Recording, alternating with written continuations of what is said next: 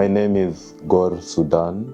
I'm a Kenyan artist, mixed media artist. I work across different media, oil currently, oil on canvas. But I've done installation sculptures. I draw. It's really more about what I'm trying to achieve than the media that I'm using.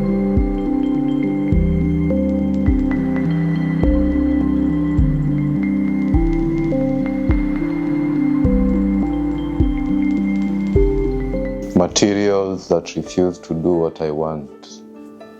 Oil paint. It's a challenge. Materials really never want to do what you want them to do, and that's really the game. Trying to bend material or move material to do what you want it to do. It's a back and forth process. Sometimes the material wins, sometimes you win. But that's really where the joy of the making is. The curiosity, like figuring out materials.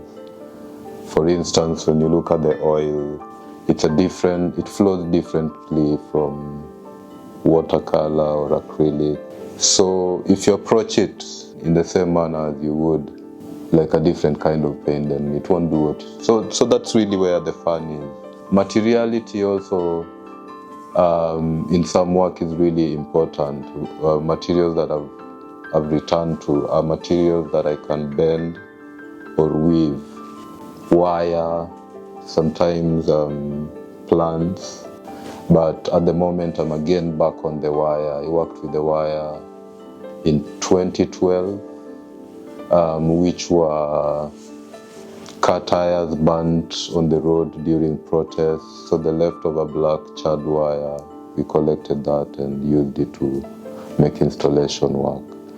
At the moment I've got some wire outside, which is I collected from houses, like old houses from like Kenyan kind of like public housing projects, which were built in the 60s but are now being demolished to make way for high rises. Again, another kind of government program. So they had fences, chain link fences from this time, and during the demolition they were lying there. So I've collected these and want to weave them into sculptures. Yeah.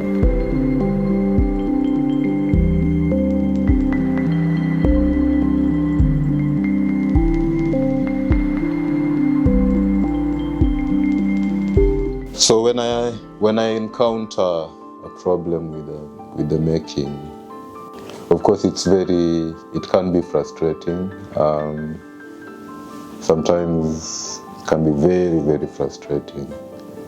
But over time, it was frustrating more so in the early days. But with time, I think you learn to do what the material wants, actually. To work with the material. So as someone who has worked across different material, from wire, metal, I guess, I've worked on sheets of metal to make sculptures by making marks on them. A lot of heating. Currently I'm working on canvas with oil. I've worked with. So you just have to do what the material, you have to work with the material. You can't force. And I guess, again, that's really where the art is. Like, if you seem to talk to your material, forgive the cliche, but I think successful art seems to have made the materials talk rather than like force the material to say something that it's not already in it.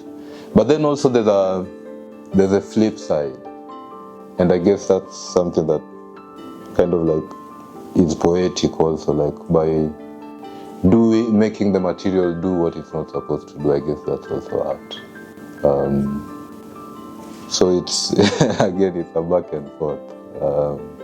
It depends really on your process and what your objective with the work is. Yeah.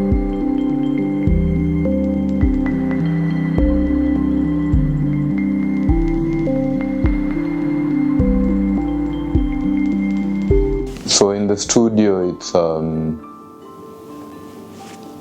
a lot of artists will tell you this, it's finding a balance between accident and intention. So I welcome accidents. With this way of working or making, which is like painting on canvas, I guess one of the ways you can invite accidents is by painting at night, because you don't really see the color well, and then you're surprised when you can see them in natural light.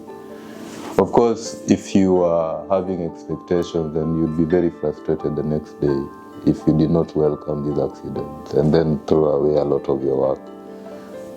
But in my studio, accidents are very much welcome, even instigated.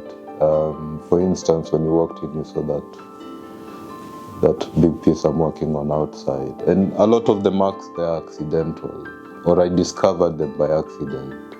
So some of the things that actually I've discovered on a technical level make work interesting to the viewer is like those surprising things that you find in a painting.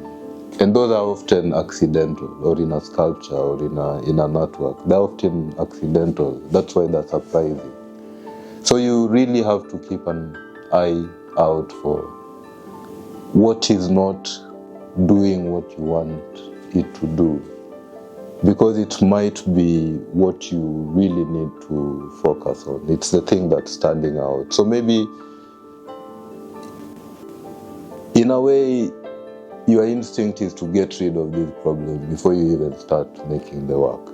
But then you can work around the problems, or maybe to even put it better, like work with kind of these challenges. And again, there's a lot of learning that goes there. It also grows kind of like your skill level when you can solve problems in your work. So I guess that's the word I'm looking for, like challenges present an opportunity for you to solve problems. And once you do that, then you expand your experience. And I think that's really the fun of making work, like when you solve, and not even making work of life, like when you solve a problem and you go like, wow, I did that. You know, like it builds your confidence. Next time you encounter that issue, then you quickly, or you know how to maneuver about it, and you can go on again and give advice and teach. So it's really like where we get our knowledge, not just in art, but even in science. I think most of the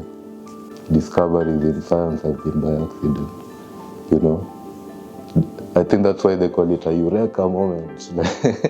Archimedes in the bathtub when he discovered, I think it was like, it's called what? Like when you displacement, high school physics. But really, I think, that's really where knowledge happens, like in the accident. And control, that says, again,